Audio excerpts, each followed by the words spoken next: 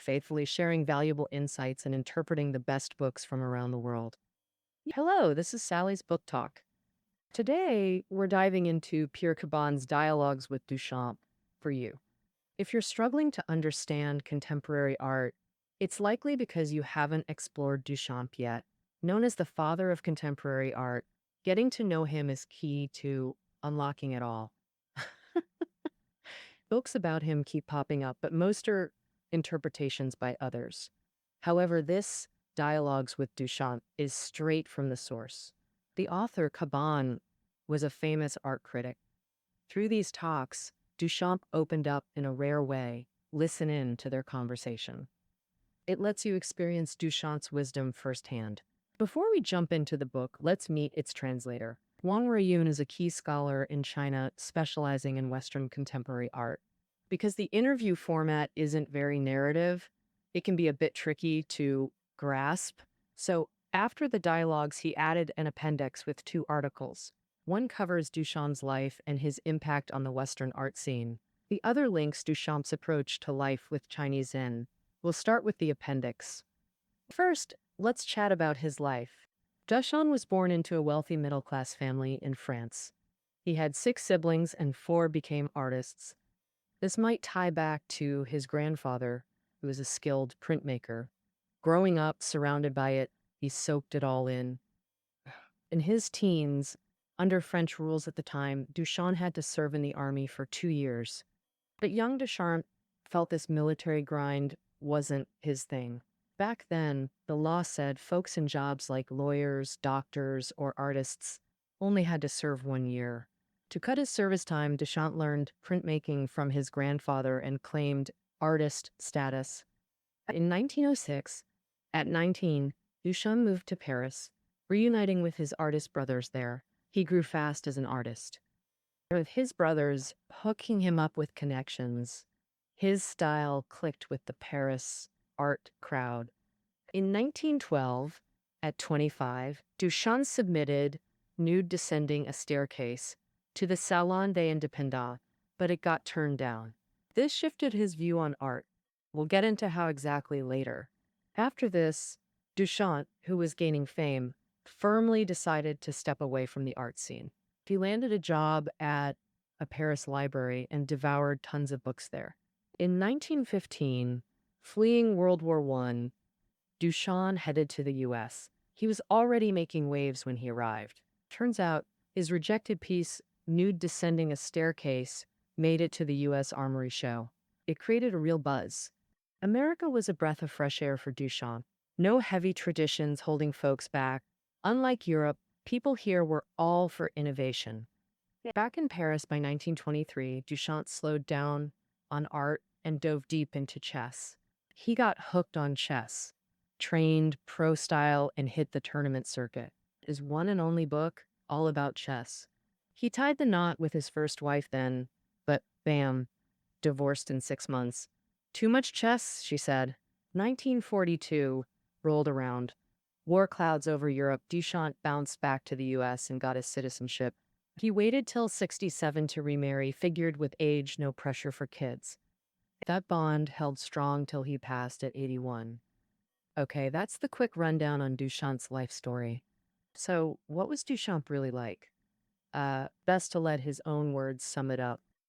Duchamp put it like this: I hit a point where I saw life shouldn't be loaded. Skip the wife, kids, house, car. Good thing I clocked that young. Let me stay solo for ages. So my days were breezier than the typical family grind. Bottom line, that's my core rule for living. So yeah, I've been happy. No pressure to prove anything. Art, for me, it wasn't churning out pieces or flexing. Never felt pushed like that.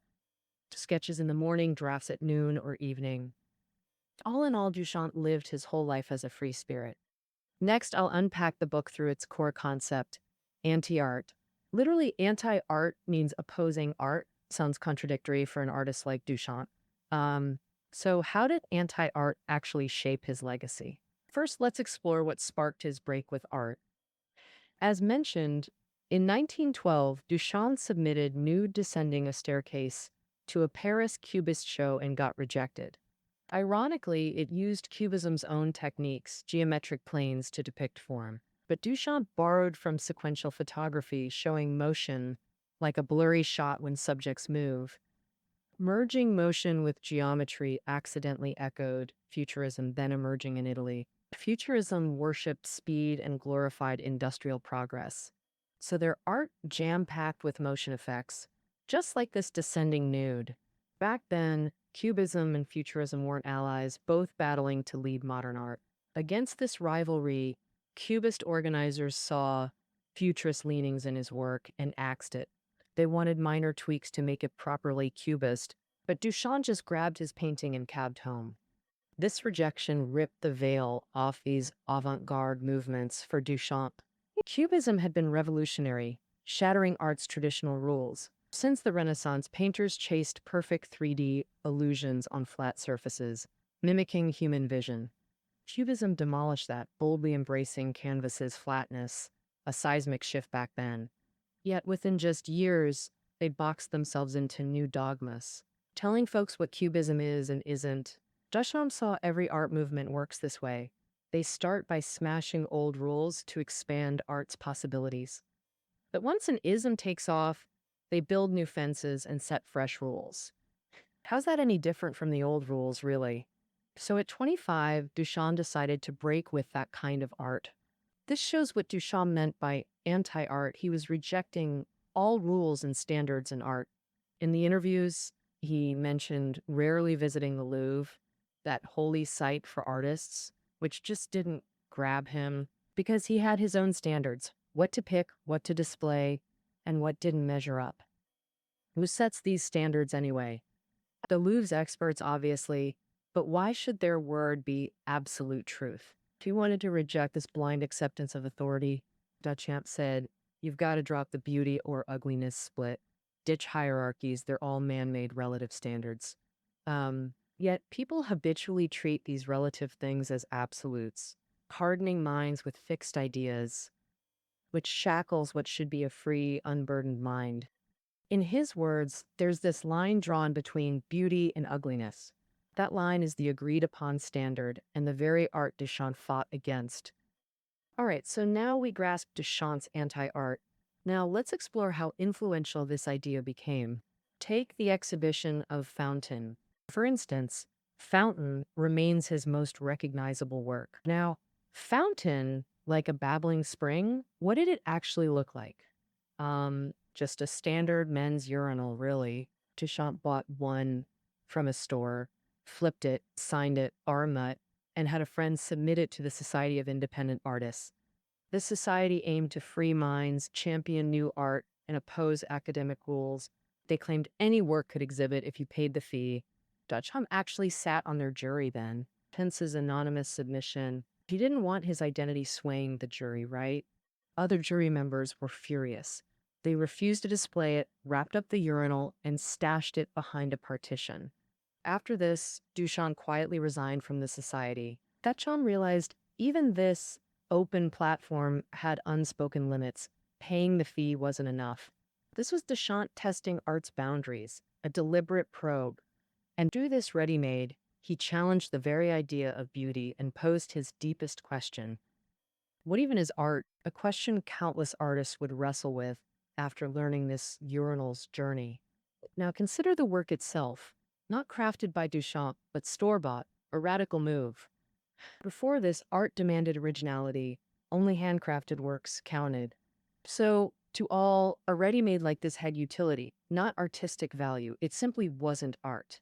But Duchamp aimed to scrap that value, using the non-art object as his perfect vehicle. Choosing industrial products avoided injecting the artist's personal taste.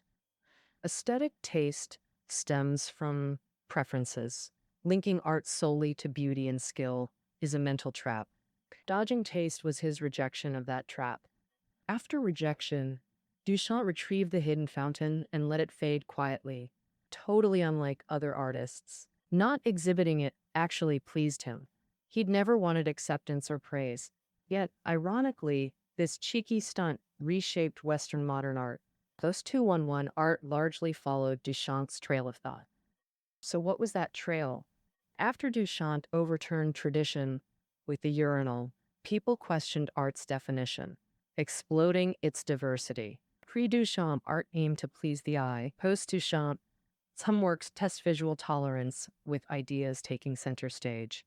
Replacing technique with ideas, bringing painting back to serving thought, this became the foundation for conceptual art. After Duchamp dissolved concepts of beauty and art gained true freedom.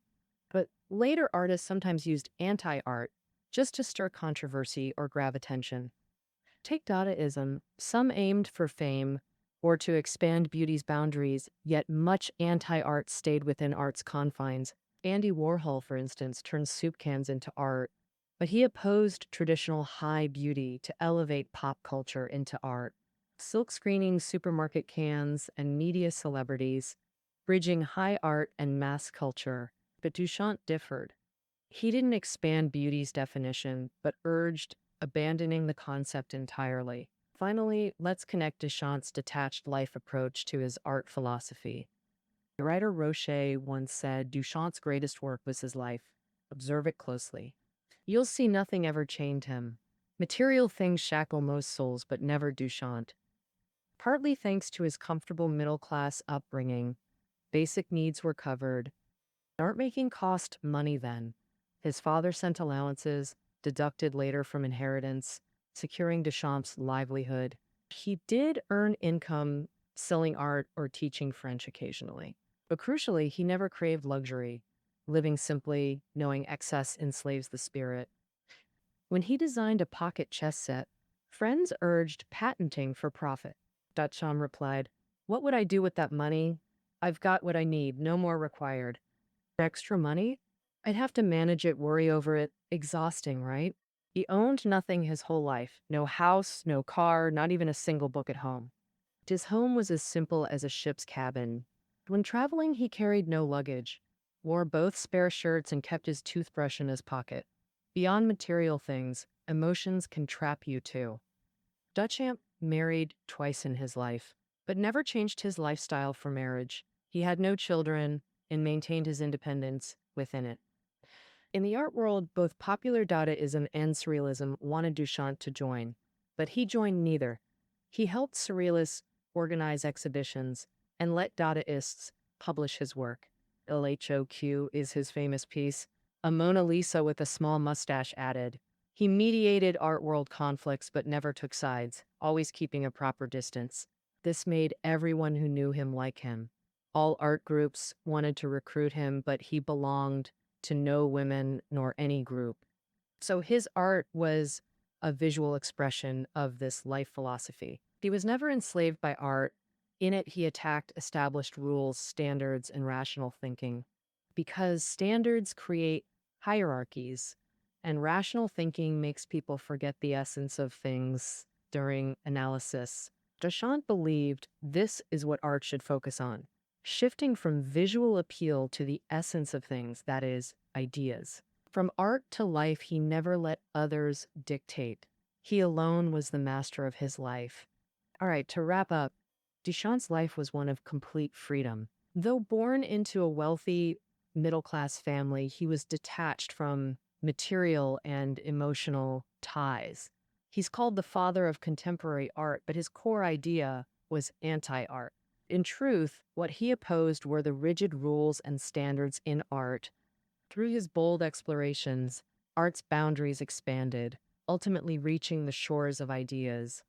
More importantly, Dialogues with Duchamp isn't just a record of an artist's views. It's a wise philosopher showing us how to live. Facing the world, he never lost himself, stayed calm and even-tempered, achieving absolute freedom of body and mind. As society grows more restless, Duchamp's spirit becomes ever more precious. I hope this book helps you reconnect with your core self, guided by Duchamp's spirit. Just like he said, "I don't need much, just a coffee and to live each day well." All right, that wraps up our exploration of Dialogues with Duchamp for you.